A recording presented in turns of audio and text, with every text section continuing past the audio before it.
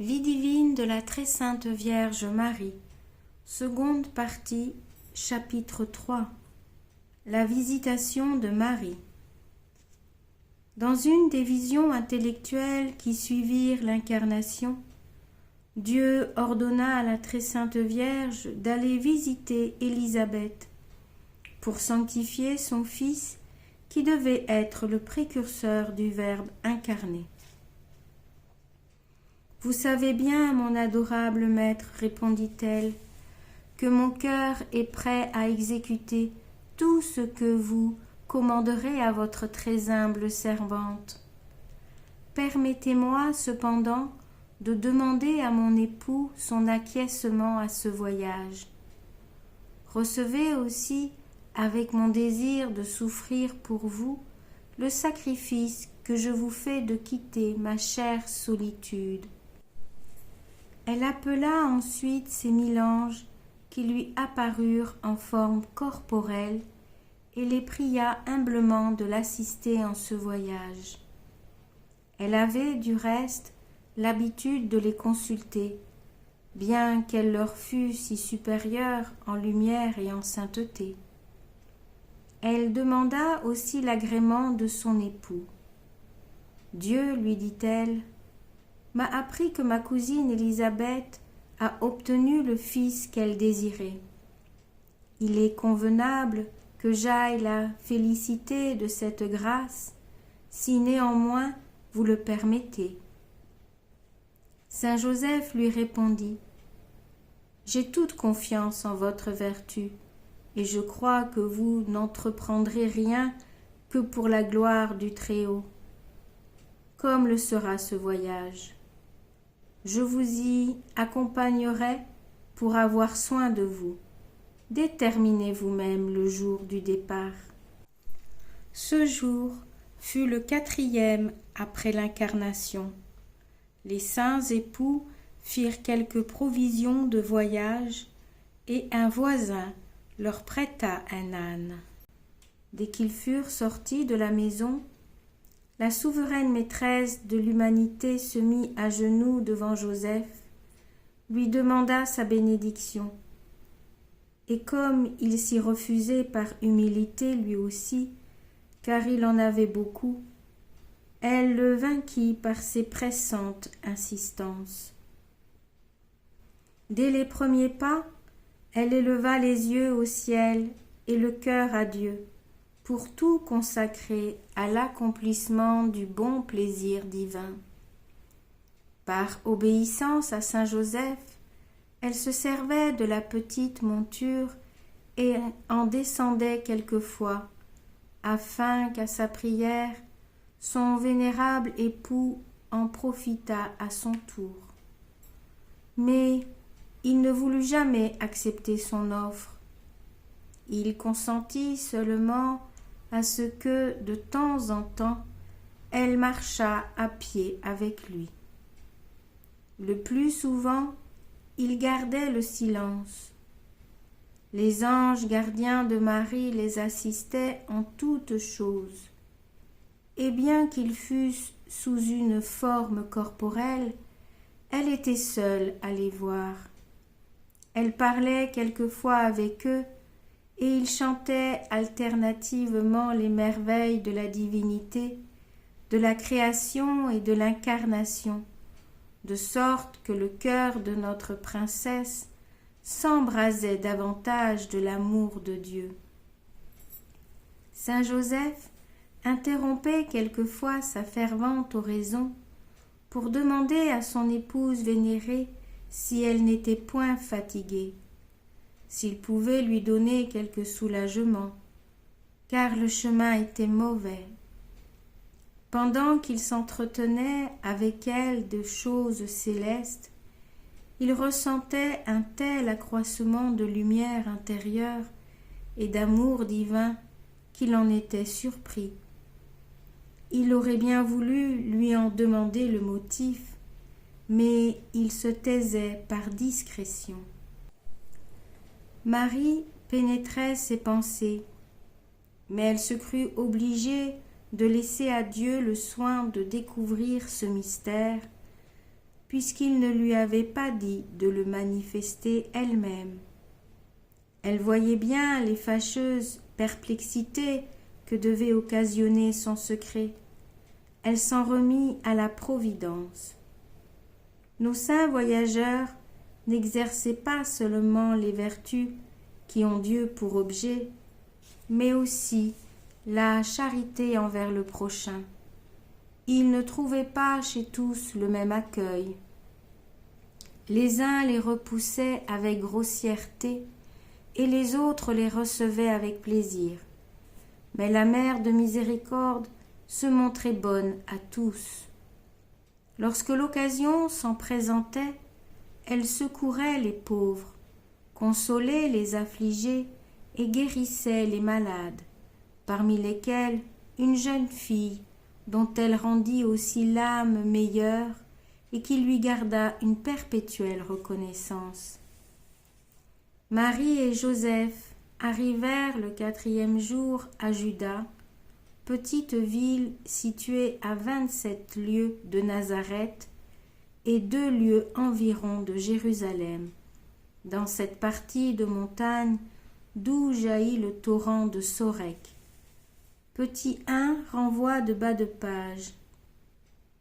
Il a été révélé à la vénérable Marie d'Agreda que cette ville fut détruite, mais que la maison de Zacharie était dans le même endroit où s'élèvent maintenant des églises en mémoire de la Visitation. Fin du renvoi de bas de page, reprise de la lecture. Joseph s'avança un peu pour prévenir l'heureuse famille qu'il venait visiter. Sainte Élisabeth s'y attendait, car elle avait appris dans une vision le départ de sa cousine. Elle alla tout de suite à sa rencontre et, humble en toutes circonstances, Marie la salua la première en lui disant : « Le Seigneur est avec vous, ma très chère cousine. » Et le même Seigneur, répondit Élisabeth, vous récompense d'avoir pris la peine de me donner cette consolation. Après ce salut, elles montèrent à la maison de Zacharie et se retirèrent à part. La mère de la grâce salua de nouveau sa parente. « Que Dieu vous garde, lui dit-elle, très chère cousine, et que sa divine lumière vous communique la grâce de la vie. » À ces paroles, saint Jean-Baptiste fut délivré du péché originel et rempli du Saint-Esprit. Reçut l'usage de la raison, pratiqua toutes les vertus compatibles avec son état, commença à croître en sainteté et se mit à genoux pour adorer le divin Sauveur qu'il avait perçu. Ce fut le tressaillement que sa mère avait ressenti. Elle aussi fut alors remplie du Saint-Esprit. Elle vit Marie dans la majesté de Mère de Dieu. Elle vit en outre, comme à travers une glace transparente, le Verbe humanisé. Elle vit enfin comment son Fils venait d'être sanctifié. Et, transportée d'admiration et de joie, elle s'écria, comme le rapporte saint Luc : « Vous êtes bénie entre toutes les femmes, et le fruit de vos entrailles est béni. D'où me vient ce bonheur que la mère de mon Seigneur me visite? Je n'ai pas plutôt entendu votre voix que mon enfant a tressailli dans mon sein. Vous êtes bienheureuse d'avoir cru, car les choses que Dieu vous a dites seront accomplies. » La maîtresse de la sagesse et de l'humilité répondit par l'admirable cantique si connu. Mon âme glorifie le Seigneur, et mon esprit se réjouit en Dieu, mon Sauveur, de ce qu'il a regardé la bassesse de sa servante, car désormais je serai appelée bienheureuse par tous les siècles. celui qui est puissant en effet à opérer en moi de grandes choses. Son nom est saint et sa miséricorde s'étend de génération en génération sur ceux qui le craignent. Il a déployé la puissance de son bras, il a dissipé ceux qui s'enorgueillissaient dans les pensées de leur cœur. Il a renversé les puissants de leur trône et il a élevé les humbles. Il a rempli de bien ceux qui avaient faim et a renvoyé les mains vides ceux qui étaient dans l'abondance. Se souvenant de sa miséricorde, il a pris sous sa protection Israël, son serviteur, comme il l'avait promis à nos pères, à Abraham et à sa postérité pour toujours. À la fin de cette secrète et sainte conversation, Élisabeth mit à la disposition de la Reine du ciel sa personne, sa famille et sa maison, et lui offrit pour son usage personnel une chambre qui lui servait d'oratoire loin du bruit. La divine princesse l'accepta, et dès ce moment, personne n'y fut admis que sa cousine qu'elle voulut assister comme sa servante, car, dit-elle, c'était un des principaux motifs de sa visite. Elle se présenta ensuite à Zacharie, qui était devenu muet, lui demanda sa bénédiction comme prêtre du Seigneur et pria pour lui avec une tendre compassion. Élisabeth, qui connaissait les grandeurs de Joseph, le traita avec beaucoup de vénération. 3 jours après, il demanda à sa divine épouse la permission de retourner à Nazareth en lui promettant de venir la chercher à son premier avis. Lorsqu'elle fut seule en son oratoire, elle se prosterna, selon son habitude, devant le Très-Haut et le pria de la diriger pendant sa visite de manière qu'elle accomplit toujours ce qui plairait le plus à sa divine majesté. Après la réponse encourageante du Seigneur, elle régla l'emploi de son temps. Comme à Nazareth, elle se levait à minuit pour vaquer longuement à la contemplation des mystères divins, recevait à cet exercice de nouvelles faveurs de Dieu et y jouissait quelquefois de la vision abstractive ainsi que de celle du Verbe humanisé, dont elle apercevait l'accroissement corporel. Elle-même croissait tellement en amour divin qu'il lui fallait une assistance particulière pour ne pas en mourir. Elle ne négligeait rien, cependant, de ce qui concernait le service et la consolation de sa parente, mais sans aller au-delà de ce que demandait la charité, car elle avait hâte de s'en retourner à sa chère solitude où elle mêlait quelques ouvrages manuels à ses prières coutumières. Les 2 saintes cousines étaient pleines de prévenance l'une envers l'autre et avaient fréquemment entre elles d'édifiantes contestations. « C'est à moi de vous servir, disait Marie, car vous êtes la plus âgée. »« Mais non, répondait Élisabeth, c'est plutôt à moi de vous servir, puisque vous portez mon Dieu. »« Sans doute, répliquait Marie, mais mon divin Fils est venu pour servir, souffrir et apprendre aux hommes l'abaissement et l'humilité. Comment donc permettrais-je d'être servi, moi, qui ne suis qu'un petit ver de terre ?» Élisabeth, vaincue, consentait à commander, mais par obéissance, sous la forme de prière et dans l'intérêt de la divine mère.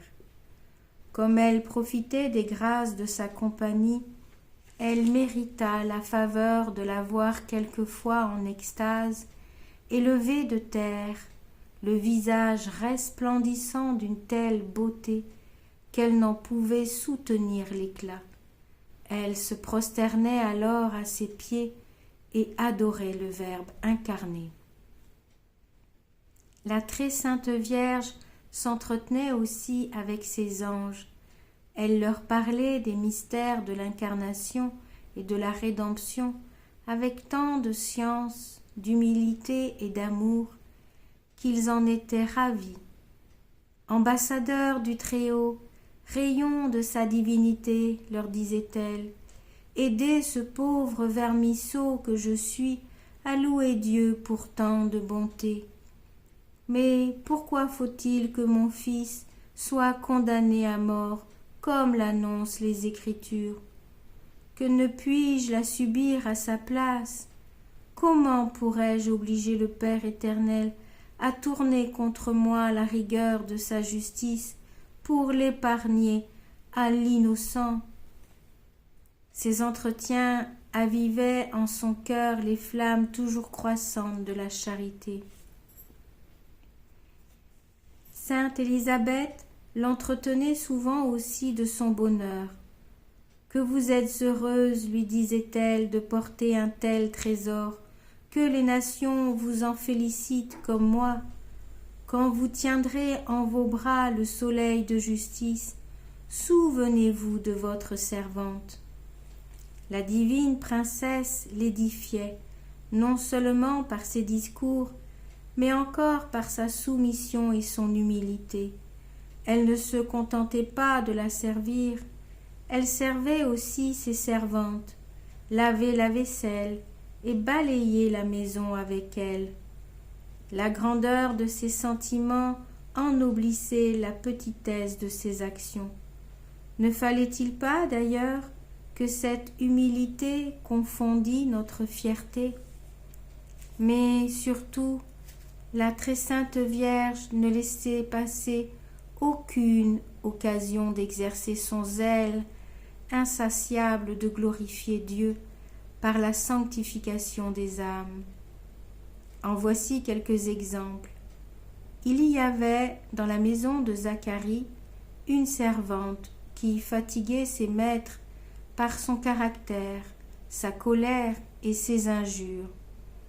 Depuis 14 ans, plusieurs démons la traînaient dans le vice.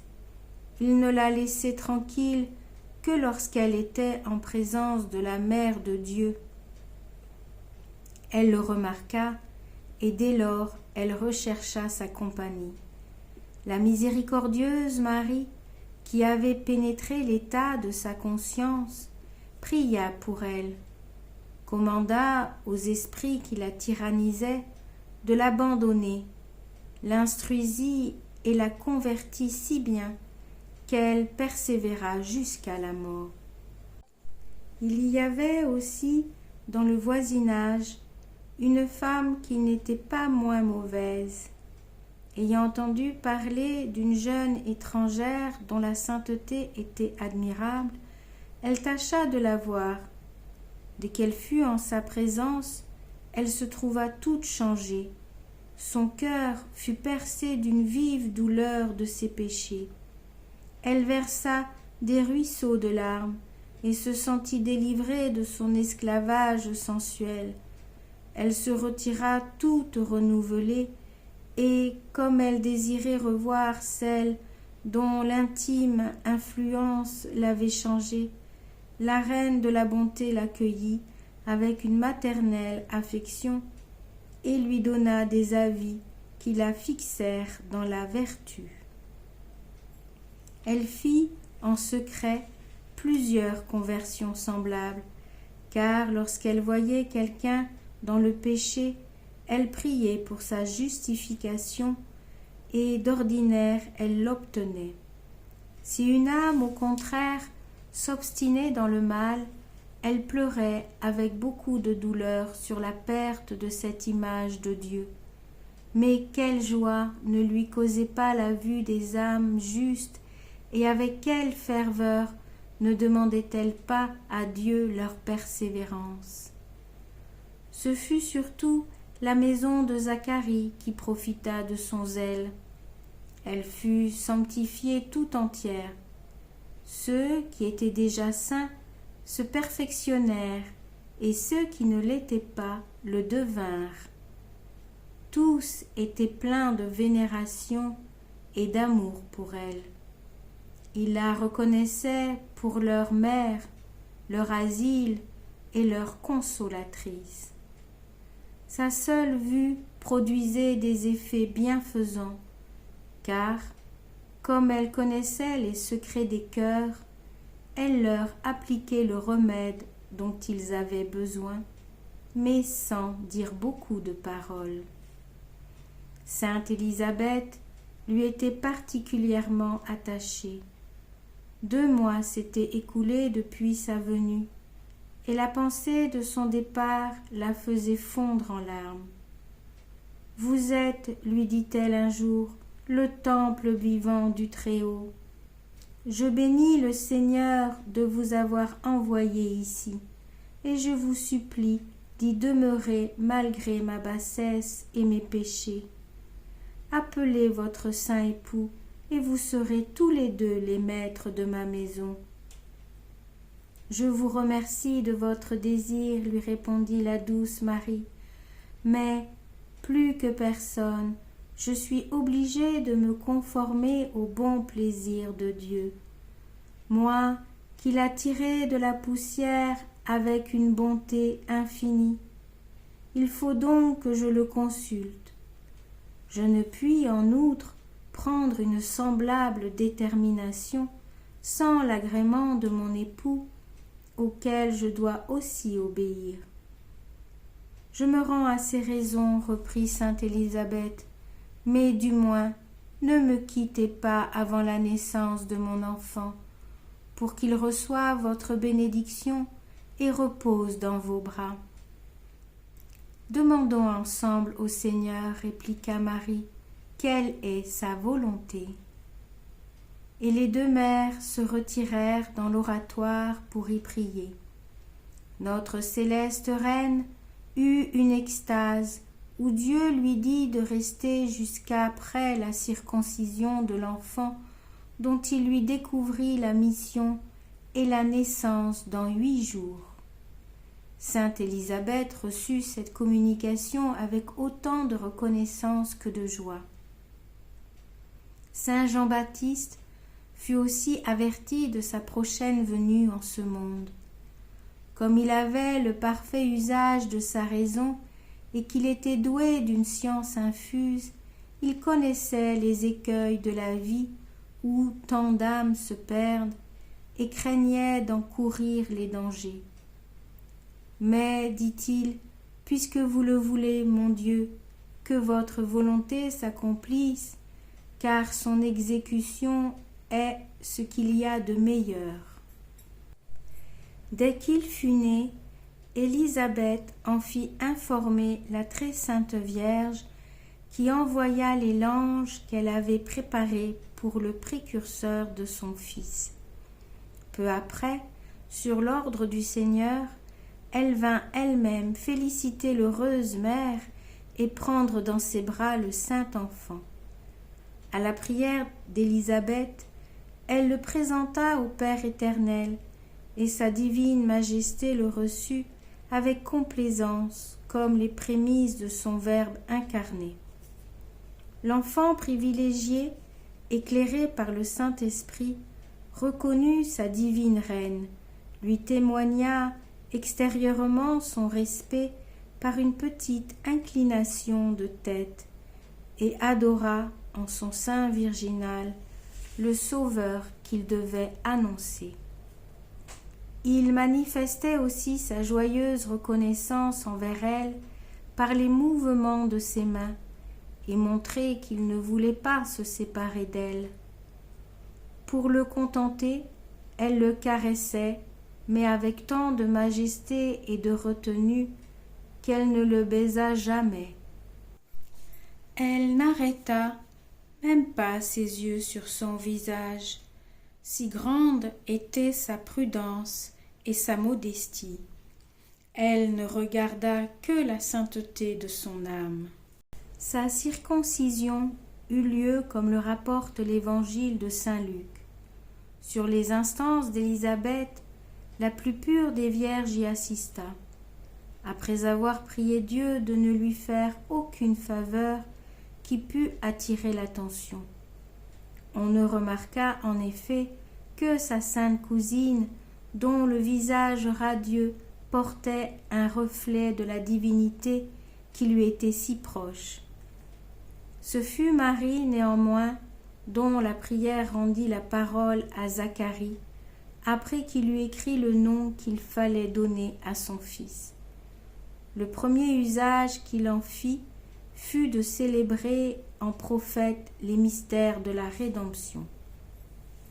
Après cet événement, saint Joseph, qui avait été prévenu, ne tarda pas à venir pour amener à Nazareth son auguste épouse. Elle le reçut avec de prudentes et humbles démonstrations de joie, lui demanda à genoux sa bénédiction et s'excusa sur son absence de 3 mois, bien qu'il eût exprimé son agrément. Le saint lui répondit que sa présence lui faisait oublier les peines de son éloignement, et il détermina ensuite avec elle le jour de son départ.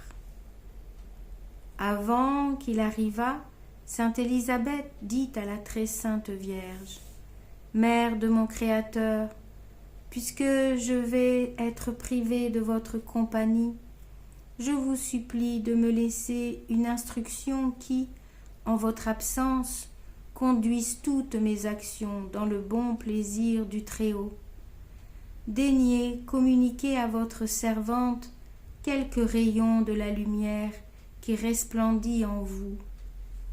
La reine de la sainteté se réjouit de cette pieuse demande et donna à sa cousine de nombreux avis, dont voici les principaux. Élevez sans cesse votre âme vers les choses célestes et ne perdez jamais de vue la divinité. Souvenez-vous de ses bienfaits et suppléez, par une vive reconnaissance, à la noire ingratitude de tant d'hommes. Détachez votre cœur de tous les liens terrestres, afin que vous serviez Dieu sans obstacle et que vous alliez à lui avec joie quand il vous appellera. Ayez pour votre mari tous les égards qui lui sont dus. Offrez continuellement à son Créateur votre enfant miraculeux. Aimez-le en Dieu et pour Dieu, car il sera un grand prophète. Mon fils, qu'il a choisi pour son précurseur, le protégera et le rendra illustre dans le monde. Travaillez à ce que le nom du Seigneur soit inviolablement honoré dans votre famille. Appliquez-vous à soulager les pauvres, distribuez-leur vos biens temporels avec la même libéralité dont le Très-Haut a usé envers vous. Ce lui sera fort agréable. Soyez douce, humble, pacifique, tranquille et fort patiente envers les créatures, qui seront les instruments de vos épreuves et partant de votre couronne. Pour finir, remerciez Dieu des hauts mystères qu'il vous a manifestés et ne cessez point de lui demander le salut des âmes. Enfin, le moment venu, notre princesse prit congé de Zacharie en lui demandant sa bénédiction de prêtre du Seigneur. Il s'en excusait et la suppliait de le bénir elle-même, mais se rendant à ses instances, il se servit de plusieurs passages de la Sainte Écriture, tels que ceux-ci. Que les peuples vous servent, car vous êtes le tabernacle du Très-Haut. Celui qui vous louera sera béni, et celui qui ne vous louera pas sera maudit. Il se recommanda à ses prières avec sa famille, non sans répandre beaucoup de larmes. Elle fit ensuite ses adieux à sa cousine, qui était encore plus attendrie et dont les sanglots exprimaient la déchirante douleur de la séparation. « Ne vous affligez pas tant de mon départ, lui dit la sérénissime reine, toujours maîtresse d'elle-même. La distance ne nous sépare pas, et nous resterons toujours unis à Dieu. Bientôt, d'ailleurs, nous nous retrouverons dans la céleste Jérusalem. » Elle l'obligea ensuite de lui donner sa bénédiction et fut forcée à son tour de lui donner la sienne. Enfin, elle se garda bien d'oublier le petit Jean-Baptiste. Quand il fut dans ses bras, il put lui dire à voix très basse et grâce à une faveur miraculeuse: « Vous qui êtes la mère de Dieu, soyez aussi la protectrice de votre petit serviteur. Daignez prier pour lui et le bénir. » Il baisa la main qui l'avait béni et adora le Verbe incarné. Saint Joseph prit aussi congé de cette famille qui lui avait témoigné tant de vénération depuis qu'elle savait ses privilèges, et les deux saints époux se mirent en chemin pour Nazareth. Instruction de la très sainte Vierge. Ma chère fille, heureuse l'âme à qui Dieu découvre sa volonté, mais beaucoup plus heureuse celle qui la met en pratique. Servez-vous donc de l'humilité et de l'obéissance comme de deux ailes pour voler plus vite qu'un aigle dans son parfait accomplissement, quel que soit le mode de sa manifestation. Elle se trouve dans les saintes Écritures, dans les exemples des saints et surtout dans les avis des ministres de Dieu dont Sa Majesté a dit: « Celui qui vous écoute m'écoute, de sorte que c'est lui obéir que de leur obéir. » Quand une âme apprécie bien l'obéissance, elle s'adonne aux œuvres que Dieu lui commande avec autant de joie que d'ardeur, de constance que de promptitude, sans tenir compte de ses propres inclinations et de ses propres commodités. Quelque violence qu'il faille vous faire, ma fille, ne négligez donc rien de ce que vous savez être le bon plaisir du Seigneur. Mettez-vous à l'œuvre avec courage et confiance en lui, et vous verrez son intervention vaincre toutes les difficultés. Je souhaite aussi, ma fille, que vous vous embrasiez de plus en plus du désir de posséder pleinement la grâce de Dieu. Vous ne sauriez jamais exprimer, ni même comprendre la beauté d'une âme qui en jouit. Elle est si grande qu'elle dépasse toutes les beautés de la création matérielle. C'est pourquoi il est plus glorieux pour le Seigneur d'avoir sanctifié une âme que d'avoir créé avec tant de perfection les globes du ciel et les merveilles de la terre. Mais aussi, quelle laideur dans l'âme dépouillée de la grâce!